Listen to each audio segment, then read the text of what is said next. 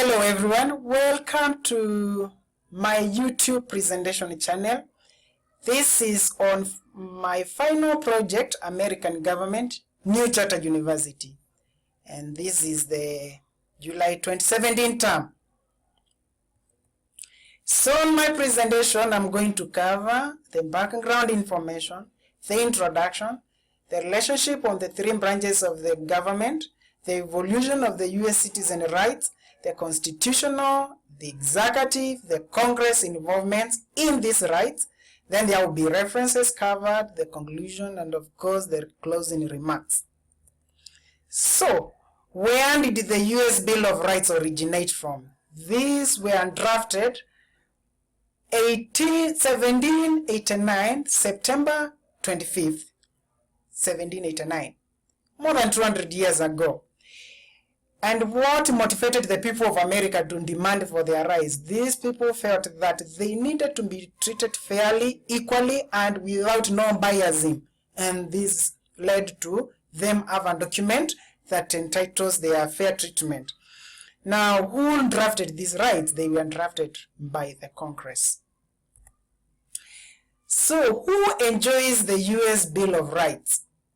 Now, it is for everyone living within the American borders, right? As long as you live within the American soil, nobody should deny you of the US Bill of Rights.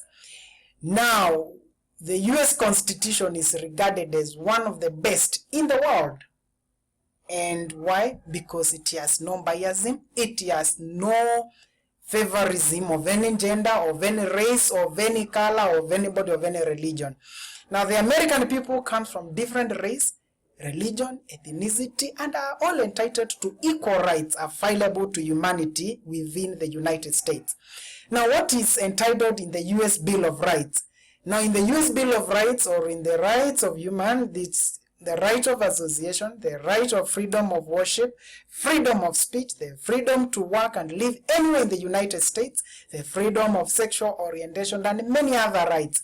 But after here, we shall discuss the three main rights that you as an individual willing to live in the United States or already live in the United States, perhaps you may not know them, we will cover them so that you can be able to understand your rights. So the relationships of the three branches of the government in the United States are, there is the executive branch, there is the legislative branch, then there is the executive branch, and then there is the judicial branch. Then, so, what does the legislature do? They make laws and bylaws. And then this is comprising of the Senate, the Congress, and the House of the Representatives. Then the US Bill of the US executive branch comprises of the president, vice presidents, and the cabinet secretaries. And they sign into law the bills passed by the legislature.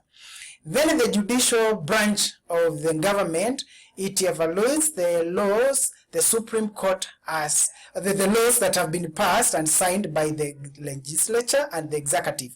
And so it is comprises of the Supreme Court and other federal courts within or across the United States.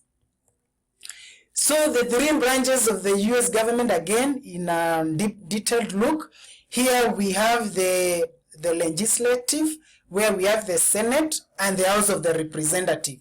Now, so here they are their logos. The Senate, that's the logo for Senate, which is part of the legislative body of the government, and also the House of Representatives. All are drawn from across the United States, depending on the population of each state. Then on the executive side, this is where we have the president and the vice president, and also the cabinet secretaries. Here currently Americans, they have Donald Trump as their president and Mike Pence as the vice president. It is very important and good to remember that previously US had one of the best presidents, not only in America but across the world, Barack Obama. He did a wonderful job for the American people into signing some of the current Bill of Rights you are enjoying now. So it's good to remember Obama for the good job indeed. Then we also have the judicial, that is comprising of all the federal courts across the United States and the Supreme Court of the United States. the evolution of the US citizen rights. These rights were demanded by the people of America, and the three main rights that are afforded to the people of America that have evolved over the time are, first, one of them is freedom of speech, and then freedom of worship, religion and belief, and freedom of association. We shall look at the three of them in details hereafter.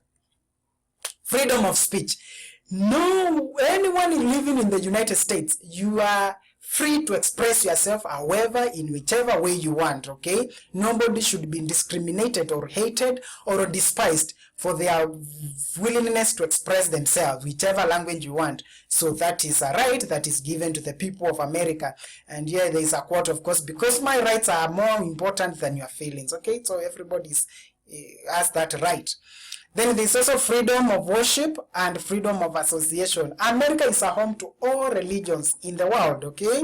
Anybody, the Hinduism, the Christianity, the Muslim, anything, you name it, it's in America. And so anyone living in America is free to worship anything, whatever you want, anytime you want. Nobody can discriminate you for that. And if there is anybody and trying to discriminate anybody, that can be sued for such a doing. Then there is the freedom of association, and example there is where there is the right for anyone to marry anyone of their choice of any gender. So that is one of the rights that Americans received just recently from that we are signed into law by Barack Obama. Okay, now anybody living within the United States can marry anything you want, anybody you want. Nobody will discriminate you for that. Nobody will hate you for that, because it is in your constitution. It is your constitutional right. And so if you are living in America and you are not aware of this, please take a look at it and know that you are free to marry anybody of your choice anywhere and associate with any group of people you want. And nobody should hate you for that or discriminate you. And if they even do, you can sue them. So constitutional influences on the rights. Now we will explore how the Constitution protects these rights. So the US Constitution is the supreme of all legal ruling in the US, and any citizen has the right to go to the court and demand for their rights, okay? So anybody can demand their rights be enforced by the court because it is their constitutional right. Then the Constitution gives mandate to all law enforcing authorities, okay? So the Constitution will tell the Supreme Court this individual, their rights are being infringed and they have to be protected. No one can deny anyone of their rights that are protected by the Constitution. Nobody should deny any individual living within the United States of their rights as long as they are in the Constitution. So now let us also see the executive influence on the rights. So here the president serves as the head of state and the head of the executive, and has the mandate to sign all bills passed by the legislature into law and make sure that everyone's rights are protected. He is the symbol of unity and rules with no biasing. So he has to make sure that the rights of the US citizens are protected. Like also as Obama did, he did make sure that everybody was protected. And I also believe Mr. Trump is doing a good job there. All right, so the U.S. we see the Congress involvement in these rights. The U.S. Congress makes sure that the voice of the people are heard by passing laws and bills that will be signed into law by the president that will serve for the good people of America. And it has a mandate to make sure that the citizen rights are protected and summons all the branches of the government if they don't protect the U.S. citizen rights. Okay, so if the executive, the judicial, or the legislature, they don't look at how they will protect the citizen rights, the Congress can summon them. All right, now here are some of the iconic symbols of the protections of the US citizen rights. There is the Statue of Liberty. This reminds Americans of their great duty in their nation to protect their rights, and tells them that their land and their future is always bright. It was given to them by the French people.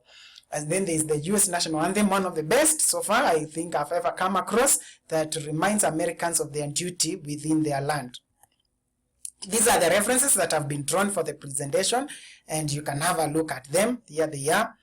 And then also in the conclusion, I would like to say that America has one of the best constitution in the world, and anyone living within the United States is protected by the US Constitution, which has the rights for anyone to have the freedom of speech or expression, freedom of association. You should not be discriminating for marrying anyone of any gender within the American soil. And anyone has the right to worship anything you want, whatever you want, anywhere you want, and however you want. And of course, everyone has the right to work and live anywhere in the United States. And so I would like to say America is a great nation to live and work, and may God bless America. So from there, we have a look, we listen to the US national anthem, and then we close.